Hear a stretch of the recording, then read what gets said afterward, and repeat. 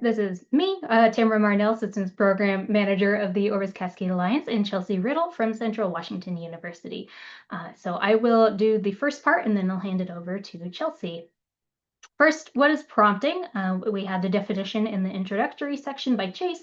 Prompting is the process of interacting with an artificial intelligence system by providing specific instructions or queries to achieve a desired outcome. And when we do this, we have to be very careful to make what we as humans might implicitly understand explicit to these tools because they don't understand anything. As was explained earlier, they are entirely probabilistic. All they do is go through token by token, like word by word or a fragment of a word, and predict what is most likely to come next. They don't understand any of the concepts that they are responding to. So it's all about providing the right context. So here's an example of we as humans and all the context that we have that we don't necessarily think about or articulate. If a patron approaches the reference desk and you're working there and they say, I need a recent article about chemistry, we already know a lot. We know that we're currently in a library at a reference desk in a college. And so they're most likely a student.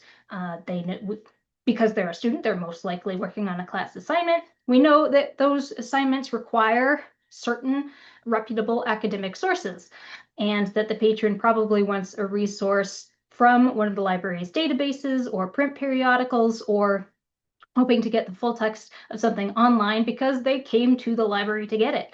And you might even, if you've been working at this particular institution for a while, have encountered this assignment before, and you know specifics about what recent means. Sometimes recent might mean it needs to be within the past 3 years, and article, they might have omitted the fact that it needs to be a peer-reviewed journal. If you were to put this exact same prompt into a generative AI chatbot, just say, I need a recent article about chemistry with none of that context. Here's an example of what it might output. Here's a recent chemistry article. Discovery of a new polymer class provides compostable alternatives to conventional thermoplastics.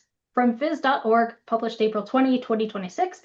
It looks at a newly discovered polymer class that could offer a biodegradable alternative to traditional plastics. So yes, it provided an answer, just one. It provided a very concrete answer. It's probably the sort of answer that the developers of this tool expected that humans would want. They say, I want an article, here's an article. But in this particular situation, this article, this answer is not helpful to this student.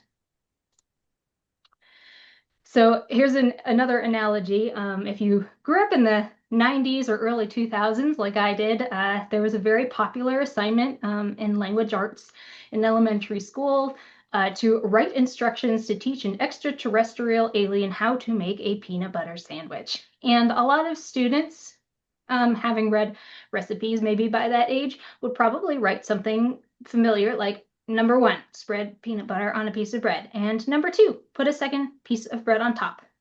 And everybody within that classroom would understand exactly what those instructions were supposed to mean. However, the teacher would then follow the instructions literally as if they were an extraterrestrial alien with no context of Earth whatsoever. And the result might be something like this. Put peanut butter on bread. Okay, take the entire jar of peanut butter. It's on the bread. And then you put a second piece of bread on top. And technically, this has followed the instructions. So sometimes prompting generative AI chatbots can feel a lot like that. Like you're talking to this completely clueless Martian who doesn't understand that when we say spread peanut butter on the bread, it means to open the jar of peanut butter, take a butter knife, put it in the peanut butter jar, use it to scoop it, and then spread that substance across the bread. And it might, we don't naturally spell all this out, and that's what requires a lot of practice, is stopping to provide all of that information explicitly. So now I'm going to pass it over to Chelsea to talk about how we can do that. Awesome. So I am gonna get the slides going here again. Hope you can see those see those okay. Yes. So I'm going to pick up with some principles and tips for prompting and getting what you are hoping to get out of the AI tools that you're choosing to work with. So there are a couple of tips and principles to kind of keep in mind no matter what tool you're working with and no matter what output you're hoping for. The first one is to be specific. Remember that AI has no understanding of cultural or institutional knowledge. So in the example of the patron walking up to the reference desk asking for a recent chemistry paper, if you're familiar with that assignment, that's additional contextual knowledge that you have that an AI tool will not. Also, a good prompt is like a reference interview in reverse. Provide enough information to help the tool produce what you need. So when you are crafting your prompt, it's important to be sure that you're not leaving out any important contextual information for the tool. All right. So some foundations. Provide context. The more the tool knows about where you work and who you are serving, the more relevant the output is going to be. So a basic prompt might look like, help me brainstorm ideas for a new book display. But a better prompt to get a more detailed, relevant output might look like, I work at the library of a private religious college in Washington. Help me brainstorm ideas for a new book display that will appeal to our students and faculty. So you've provided a lot of additional context with this better prompt, right? About your location, about your students and your faculty, and that is going to get you a better output. A note to keep in mind here, when providing context to Gen AI tools, keep your institution's privacy policies in mind. You want to be sure that you're not including any personally identifying information in your prompts. Be sure that you're anonymizing all text files. If you're using AI for a task that involves patron information, like configuring alma letters, using XML from real transactions, or analyzing different reports that contain loan or request data. You want to be sure that you're being careful to keep that sort of personally identifying information out of there. You also want to define format and style. So give explicit instructions on the output format and provide examples of what good looks like. So a basic example might be write a social media post about our stress-free finals event. But a better prompt might look like write a social media post about our stress-free finals, dates, details. The post should be under 250 characters. Start with a catchy hook, include emojis. And maybe the most important part here, here are two sample posts I've written in the past for reference. This will help the tool sound right. Assigning a persona or role can also be helpful. By giving the AI a role, you narrow the focus to an area of expertise or a specific user perspective. So a basic prompt might look like, how can I improve this tutorial about how to use library databases? But a better one might get a little more specific by assigning a persona of a first-year college student who has never heard of library databases before. And your professor said you have to use one to find citations for a paper. Which parts of this tutorial are confusing or need more explanation? So instead of just asking about improvements in general, you're also adding more specificity for output. One tip, if you are looking for an AI tool to assume the role of a specific profession or to do a specific job, you can check out, there's an AI for that. I don't have that link ready at the moment, but I can drop that in the chat just as soon as I shut up talking here. It's a pretty cool website that is kind of an AI tool aggregator that allows you to search for tools that do specific things or assume the persona of somebody in a particular profession, like a librarian. It's also important to remember the power of I don't know. So include language to avoid hallucinations and guessing. For example, you could add onto the end of a prompt, if you are unsure or the information is not in the provided text, please state that you do not know rather than guessing. So telling the AI tool explicitly, tell me I don't know rather than making something up can help prevent hallucinations. All right, so up next, we are going to take a look at some more specific frameworks that might be useful for more specific areas of library work. As always, it's important to remember that there is no best or perfect. And so this list is intended as a place to get started, but please don't let it limit the scope of your requests. There are dozens of these frameworks. The ones that we're presenting here just kind of lend themselves really well to specific aspects of library work. So first up, we have Tracy and Create.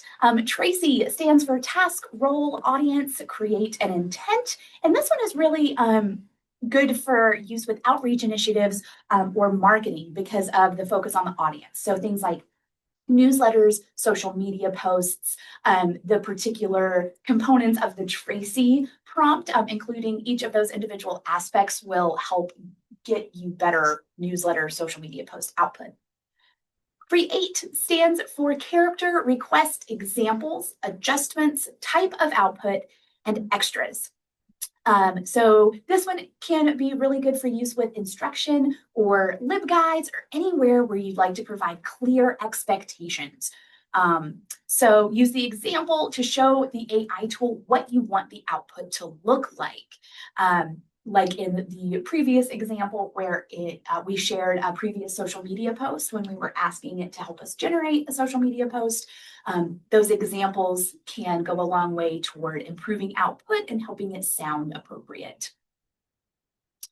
There's also a link here on the slides to the Tracy, more Tracy and Create information. Risen. Risen stands for role, input, steps, expectations, narrowing, and it's useful for those working in places like metadata or technical services because the steps and narrowing components can be especially useful for workflows. Again, a link here to more information about that particular prompting framework. Clear stands for concise, logical, explicit, adaptive, and reflective. And this one can be particularly good for use in reference and instruction as the reflective component adds metacognition to the prompting process, thinking about how we're doing things and why we're doing them. So there is an article from Leo S. Lowe about the clear prompting framework. If you would like to learn more, it is linked here. Last but certainly not least, we have CRISP, which stands for Capacity and Role, Insight, Statement, Personality, Experiment. So this one can be particularly good for tasks like policy development, strategic planning, and administrative duties. Things like capacity and role are things that people in administrative or strategic planning positions, it's important for them to consider in their work. Again, a link to more information. So all of these have some common elements, right? All of them kind of vary in length and what the acronym stands for, but they all have the who, why, how, and what's next in common. So starting with giving the AI a persona or telling it to act as a specific kind of expert is helpful. The why, providing background or contextual information. How, defining desired output, tone, form, length, what you want it to look like, right? And what's next? The first draft is usually not the final product.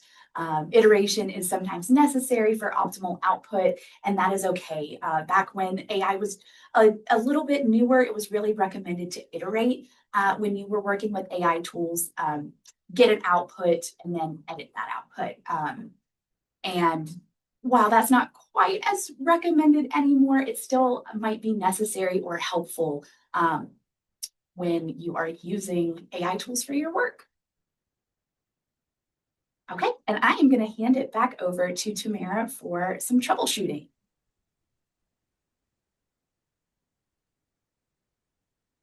Thank you, Chelsea. So now I will talk about what to do when you've tried all of this. You've done your best, you fed it all the context that you think it needs, and it's still not listening to you. And it's so frustrating because you've been very explicit about what you told it to do, so you think, and it's just not outputting what you want. So here are some additional tips to try if you reach that point.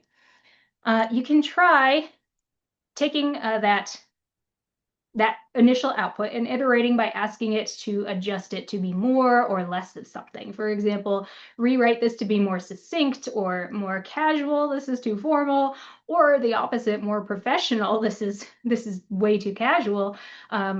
Less technical if you're trying to do this for a general audience, or less verbose.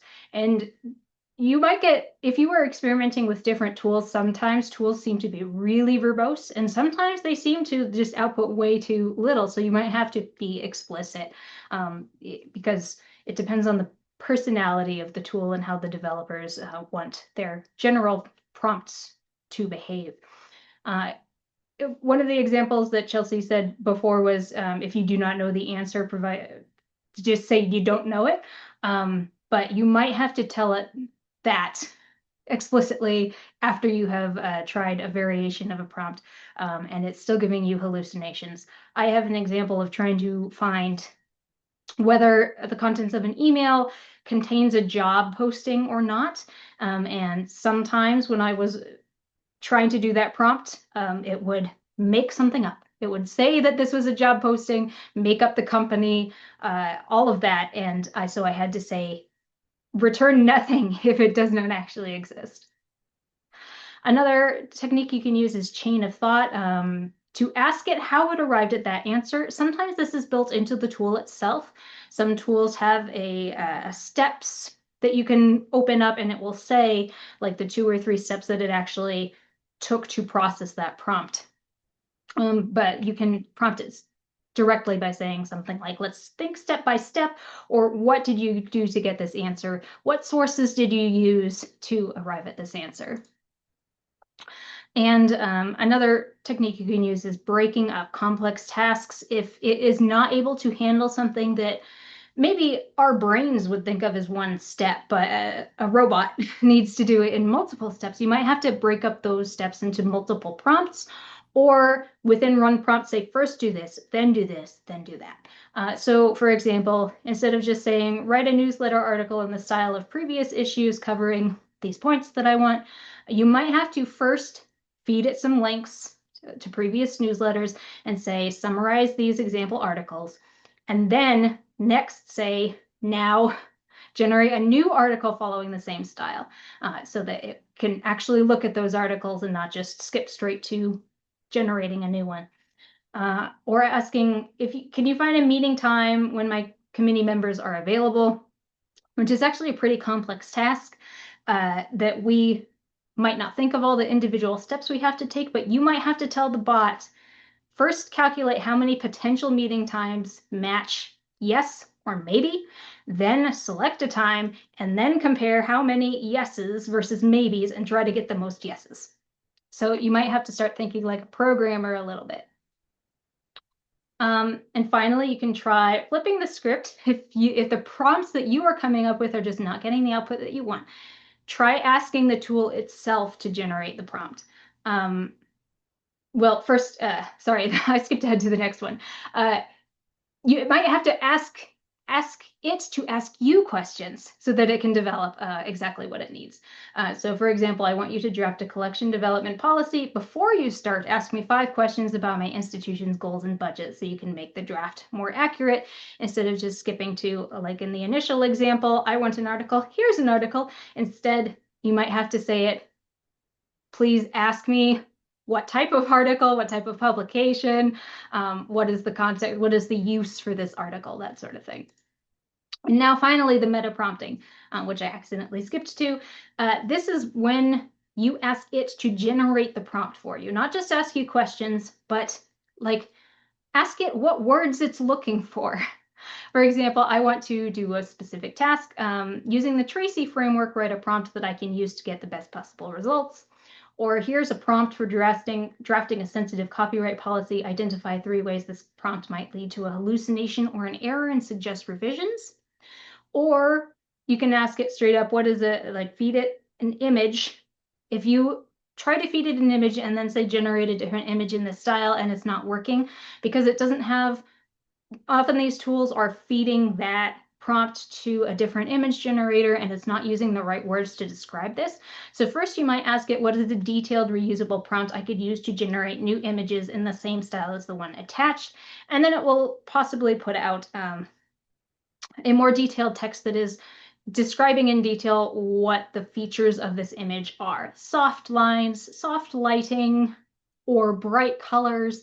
And then you're more likely to be able to say, I want a new image in this style and have it be accurate. So a couple of caveats before we go to the Q&A. All of these tips are good things to try, but they might not work for all tools. The world of AI tools has gotten increasingly complex. We've been kind of discussing is if everything is a chatbot, a conversational chatbot where you can give a prompt and then have a conversation iteratively, but that is not how all tools today work. A lot of them are highly specialized, like the Primo Research Assistant, which uses library resources from the Central Discovery Index. And so when you put in a prompt, it will always do the same thing. It will always collect 5 resources from the Central Discovery Index and present them and summarize them. If you try to ask it to do anything else, if you try to ask it to do a different format or to first reason, to first ask questions, it will just fail. It will say, I can't do that. I can't find sources that match that question. So it exists to do one thing, and so it will only do that one thing. You might also have varying levels of success with different chatbots or even between different versions of the same chatbot. For example, ChatGPT has evolved a lot between versions 3 and 4 and 5. Every time they release a new one, it's like meeting a whole new person. It's a completely different personality, and it was fine-tuned to do different things and maybe less fine-tuned to do some things, and now you're getting more general prompts. So you might have to relearn every time what techniques work. And it's always a learning process. And I'm going to stop right now. We do have some practice scenarios, but I want to leave plenty of time for questions. So I'm going to point out that the practice scenarios are on the website. And I'm going to put that website right here in the chat, where you can find the published lessons, all of them from today, 1 through 5. And on the 5th one, prompt engineering, you will find all of those practice scenarios.